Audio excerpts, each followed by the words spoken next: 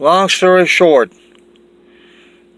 by focusing on your sex organ while you're masturbating, you stand the risk of possibly becoming obsessive about your genitals. The effect of the pleasure on your mind is a bit like what happens when you're watching a movie. Take, for example, the movie Jaws.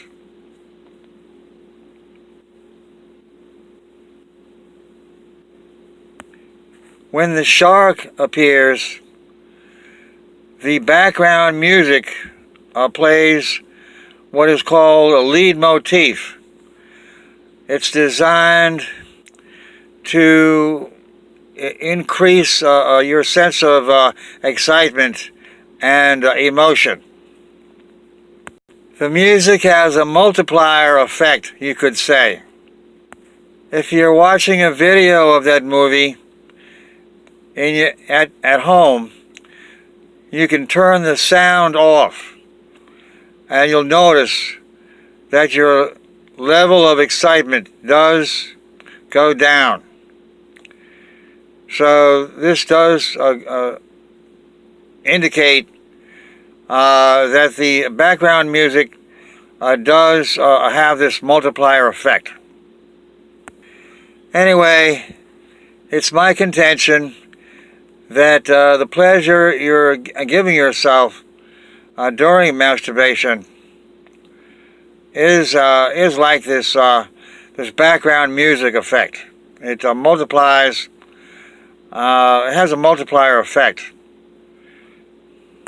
It has a multiplier effect on your perception of your own body.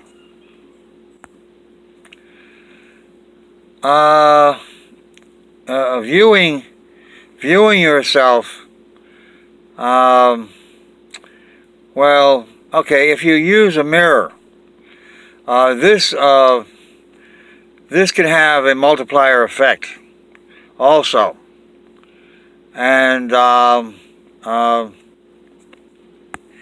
second factor that can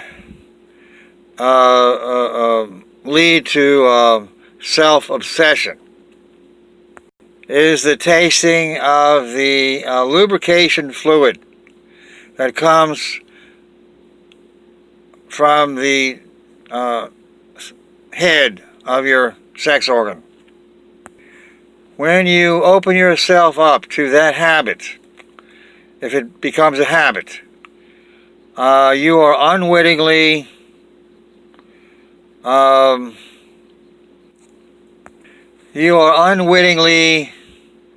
setting yourself up to eventually think in terms of wanting to perform oral sex on yourself. O.S. on yourself. Through the power of suggestion. A third factor in developing an obsessiveness about yourself is if you personify your genitals. If you talk to your genitals, if you address them as a person, if you say I love you, this sort of talk, this can contribute to this idea of self-obsession.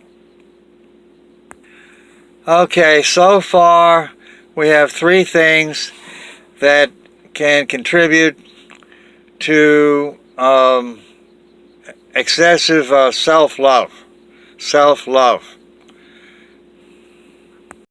Viewing yourself while you're stimulating yourself and using a mirror to see it from different angles. Number two, to taste your bodily fluids. And three, to talk to yourself and talk romantic to yourself, to your own sex organ. What I'm talking about is if you say, I love you, to your sex organ. If you do all three of these, I guarantee that at some point you will develop a desire to perform OS on yourself, oral sex. And it's not so much that the desire will be serious, but it will come into your head. Now, at first, this desire may come only at the point of orgasm. Only then do you really feel the desire. Right before that, to do OS. But the next time you masturbate, instead of it happening only at the end, this time it may happen at the middle point. And then after that, it'll happen earlier, until it happens at the very outset of masturbation. You will desire to perform OS on yourself, but you won't be able to. And so you feel frustrated, and over time,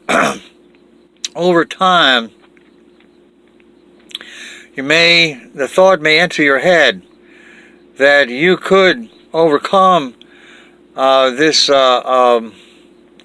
inability by resorting to using somebody else as a proxy for yourself, using someone else's sex organ as a proxy for your own. Now, if you continue to have this unattainable desire, and you're not smart enough to back off from having this desire, eventually the power of suggestion will manifest. You will have the thought, I could do this with someone else, and there you have it. Masturbation of a certain kind has resulted in you developing this homosexual desire, same-sex desire. So now you see where this desire comes from. I want to emphasize that when a man has a desire to do oral sex on another man, he is not really interested in the sex organ of the other man. He's really interested in fulfilling the fantasy that he has had of sex on himself, performing oral sex on himself.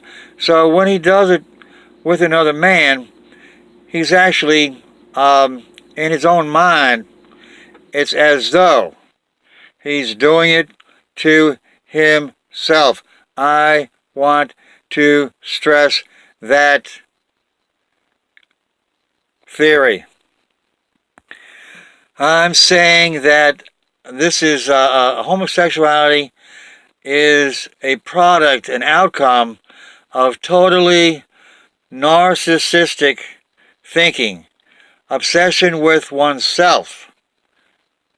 Now, in the original story of Narcissus, the Greek myth, he was looking at himself in the mirror of the river. The river acted as a mirror. And more realistically, if you use a mirror, you can develop this narcissism. And so I wanted to throw that in. Now I also want to say that if you don't masturbate, it's almost impossible to develop a desire to perform oral sex on someone of the same sex. I want to emphasize the centrality of self-centered masturbation in the process of becoming homosexual, having homosexual desires. I want to emphasize the logic that if you develop an obsession with with your own sex organ, it's natural or logical to think that other sex organs of the same kind should also look attractive to you.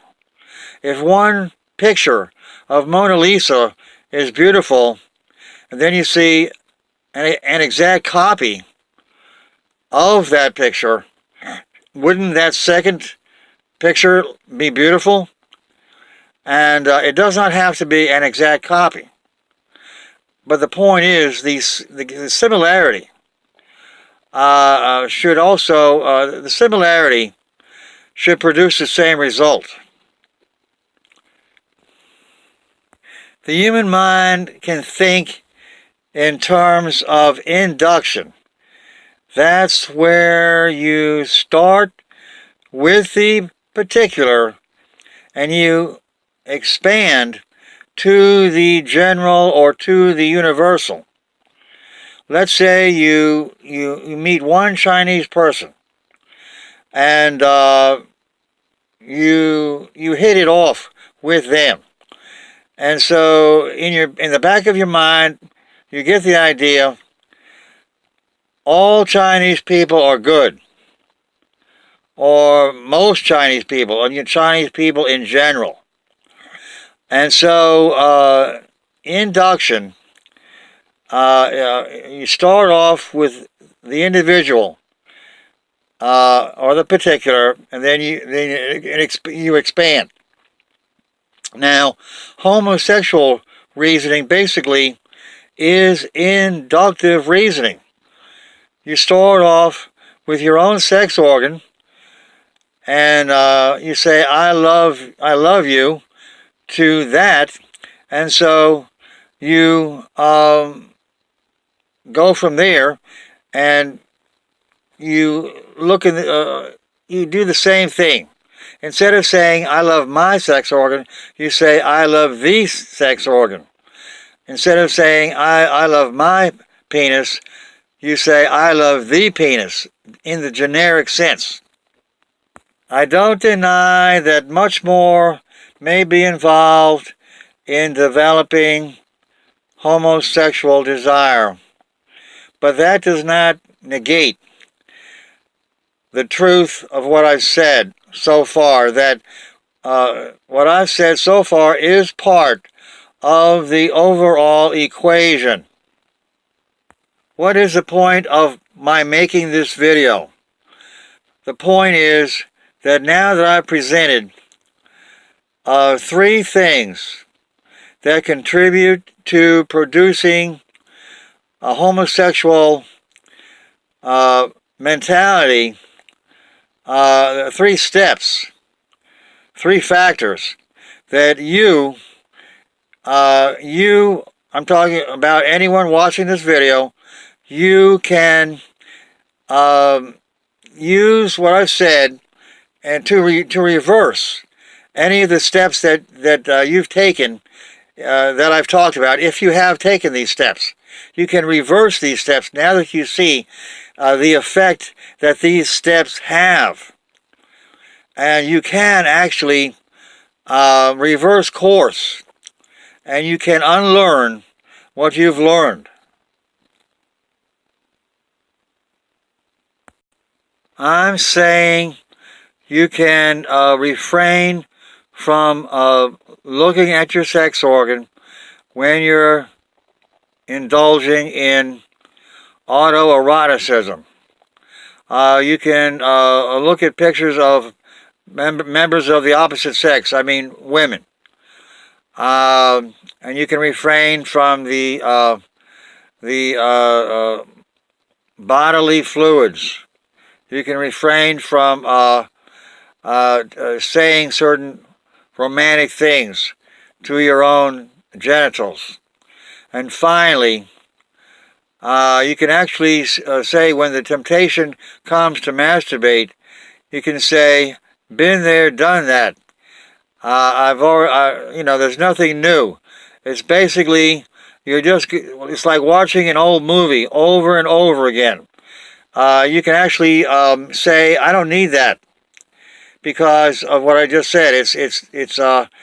You don't need to watch an old movie over and over again. You know the plot. If you have any comments, email me at... I have not received... well, I don't really check my email as much as I should. Some emails may have slipped through without me catching them. And I've been trying to keep up with my emails, but, Gmail divides things up into like 3 different groups. And sometimes I just don't catch every group. There's social, and then there's promotions, and there's something else. But anyway, you could email me at joegracegrace@gmail.com. JOEGRACE@gmail.com. And I'm expecting the Russian attack June 26th. So if you can, please try to take any videos of mine that you like and put them on a flash drive, the thumb drive. I think that's what it's called. And then you can probably take the thumb drive and put it in your refrigerator, and probably the metal in the refrigerator would insulate the thumb drive from EMP, electromagnetic pulse. And also another thing I would ask you to do, try to make take the transcript, make a physical copy on paper. That way, if your computer goes out and the grid goes down, you can still have the paper. And you have to do it before June 26th. Now, people in America, I would ask you to buy batteries so you can have light. You can have a flashlight. You can have light at night after the grid goes down. You can buy a bicycle. And what else? Oh yeah, take the batteries out of your computer before June 26th. And take the battery out of your car. And it could be that without the circuit, without there being a circuit, EMP may not happen. I don't know. Thanks for watching my videos, and thanks for any comments.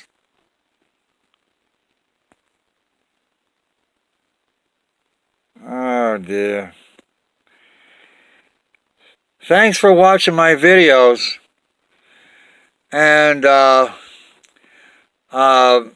want you to take any videos you like and put them on this thing called a thumb drive. I think that's what it's called, a flash drive.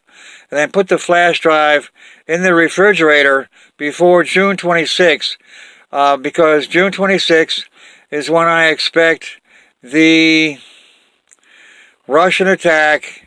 June 26th is the anniversary of the legalizing of gay marriage, and which I think God will arrange for the war to come right then, so that we can see that He is displeased with that decision and with homosexuality in general.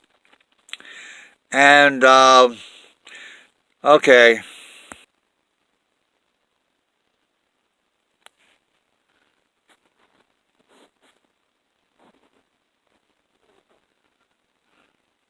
Okay. I'm having a little trouble right now, but hopefully this thing will work. And let me see.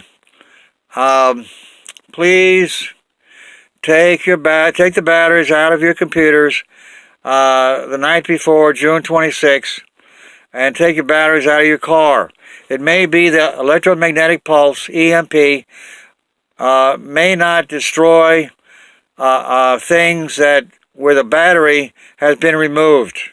I'm not sure about that, but I've heard that it does lessen the chance that EMP will destroy the computer or and so on. And please go out and buy a bicycle between now and June 26th if you're living in America and you're away from the big cities. Now, if you're in the big cities, you'll go up in the rapture. The rapture occurs at the time of the sudden destruction. Look at 1 Thessalonians chapter 4:16 through 5:3. 5:3 mentions sudden destruction in the same passage as the rapture. Now, what is the sudden destruction? Well, in 2 Thessalonians, we read that the rapture has to wait until the man of sin, which is the Antichrist, reveals himself to be the destroyer. That's verse 3. And in other words, he's going to launch destruction. So the sudden destruction in 1 Thessalonians will be what reveals the Antichrist in 2 Thessalonians. And in Revelation 13:7, it does say the Antichrist will launch war against the Christian countries. He will make war against the saints, which in the original meaning simply meant Christians. Okay, I think you already got my Gmail address. Okay.